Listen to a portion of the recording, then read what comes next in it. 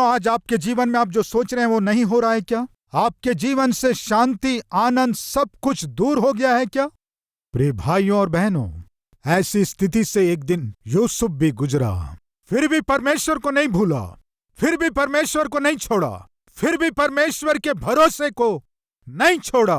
कोई भी मुझ पर ध्यान ना दे, निश्चय मेरा परमेश्वर मुझ पर ध्यान देगा, ऐसे विश्वास किया। फिर क्या हुआ? परमेश्वर उसकी सुधि लिया। कब? 2 वर्ष के बाद। तब आप कह सकते हैं, क्यों ब्रदर सुधि लेने में इतनी देरी किए? पहले ही सुधि ले सकते थे ना। बताता हूं, आइए। यूसुफ प्रार्थना करते उत्तर दे सकते थे ना। बताता हूं, आइए। प्रार्थना करते ही उत्तर देने से अच्छा होता ना। उत्तर बताता हूं, आइए।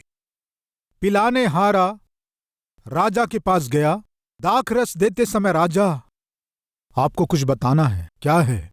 बंदी गृह में यूसुफ है। कौन है वो?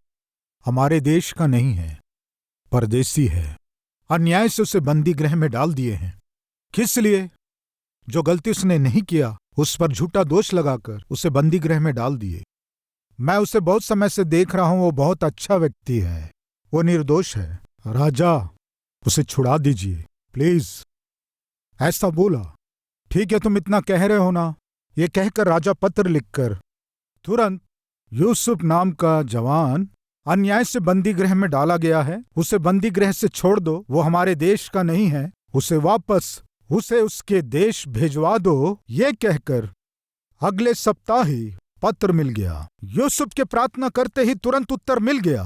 यूसुफ के प्रार्थना करते ही उसे उत्तर मिल गया। अभी यूसुफ को वो लेटर दिखाकर, यूसुफ तुम्हें कैदी के रूप में रहने की आवश्यकता नहीं है, तुम बाहर आ जाओ, तुम इस देश के व्यक्ति नहीं हो, इसलिए आनंद से तुम अपने देश जा सकते हो, जाओ। इस तरह कहने से यूसुफ कितना खुश होता। प्रभु आप कितने महान हैं, प्रार्थना करते ही मुझे उत्तर मिल गया है, मैं अपने देश चला जाऊंगा। ठीक है यूसुफ, तुम वापस अपने देश चले जाओगे। जाके क्या करोगे? क्या करूंगा क्यों कह रहे हो? वहां बहुत से भेड़ और पशु है ना। क्या है? वहां बहुत से भेड़, गाय, बकरी, पशु है ना, उन सब को चराऊंगा। यूसुफ, जाकर भेड़ चराओगे, फिर इससे ज्यादा क्या करूंगा? अभी ध्यान से सुने। यूसुफ के प्रार्थना करते ही तुरंत यूसुफ को उत्तर मिल जाता तो यूसुफ बंदी गृह से बाहर आ गया होता। वो मिस्री व्यक्ति नहीं है, इसलिए वहां से उसे वापस कनान भेज दिए होते। घर वापस लौटकर यूसुफ क्या करता? उसके बड़े भाई क्या करते थे? भेड़ बकरियों को चराते थे। उनके साथ यूसुफ भी जाकर भेड़ों को चराता। कब प्रियो? जब उसे अपनी आशा के अनुसार तुरंत उत्तर मिलता तो। लेकिन परमेश्वर तुरंत उत्तर नहीं दिया। किस लिए? परमेश्वर को यूसुफ के प्रति उत्तम योजना थी। सप्ताह बीत गया, उत्तर नहीं मिला। महीना बीत गया, उत्तर नहीं मिला। वर्ष बीत गया, उत्तर नहीं मिला। लेकिन परमेश्वर को छोड़े बिना, परमेश्वर के प्रति भरोसे को छोड़े बिना, विश्वास के साथ यूसुफ आगे बढ़ा और इंतजार किया। खबर आया। क्या थी वो खबर? राजा स्वप्न देखा, उसका अर्थ तुम्हें बताना है। यूसुफ गया, राजा के स्वप्न का अर्थ बता दिया। राजा, 7 वर्ष तक हमारे देश में अद्भुत रूप से फसल होंगे, इसलिए फसल होने पर देश के भंडारों में फसल को और भोजन वस्तु को सुरक्षित रख लीजिए। क्यों? किस लिए? उसके बाद 7 साल तक अकाल पड़ने वाला है। उस अकाल के समय हमारे देश के लोगों को भोजन वस्तु नहीं मिलेगी, हमारे आसपास के देश में भी अकाल रहेगा। आप जितनी सावधानी से फसल होने पर व्यर्थ किए बिना भंडारों में आप फसल को, भोजन वस्तु को सुरक्षित रखने से बहुत अच्छा होगा। राजा, अच्छे दिन आने वाले हैं और उसके बाद बुरे दिन भी आने वाले हैं। उन बुरे दिनों में आपको कुशलता से रहना है तो अच्छे दिनों में हुए भोजन वस्तु को सुरक्षित रख लीजिए। राजा, स्वर्ग का परमेश्वर ये बात आपको बता रहा है। राजा चकित हुआ, चारों ओर के सारे ज्ञानियों को देखा। हमारे देश में जिसमें परमेश्वर का आत्मा रहता है जैसा यह है, हमें ऐसा पुरुष मिल सकता है क्या? पूछा। सब मुंह ताकते रह गए। नहीं राजा, कोई नहीं मिलेगा। इसलिए ही इसे मैं अपने देश का प्रधानमंत्री नियुक्त कर रहा हूं। यूसुफ पर कोई ध्यान नहीं दिया, लेकिन जिसे ध्यान देना था वो परमेश्वर ध्यान दिया। प्रियो, आपके समय के अनुसार उत्तर नहीं मिलेगा, परमेश्वर अपने समय के अनुसार उत्तर देगा। आपके समय के अनुसार आपको उत्तर मिलेगा तो आप कोई चरवाहे या नौकर या मजदूर बनकर ही रह जाते।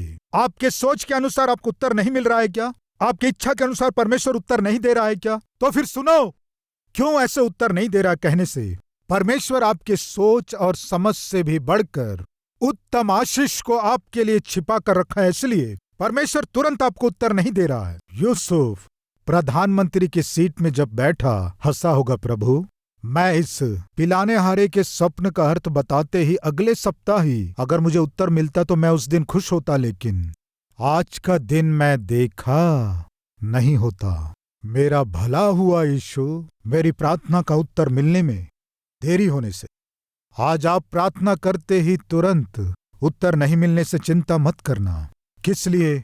उत्तम चीज परमेश्वर आपको देना चाहता है, इसलिए परमेश्वर देरी कर रहे हैं, इस सत्य को मत भूलिए।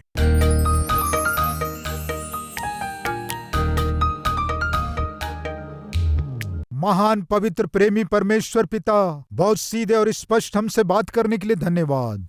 आप हम पर ध्यान देने के द्वारा प्रार्थना के उत्तर में देरी होने पर भी उसके पीछे एक महान योजना थी।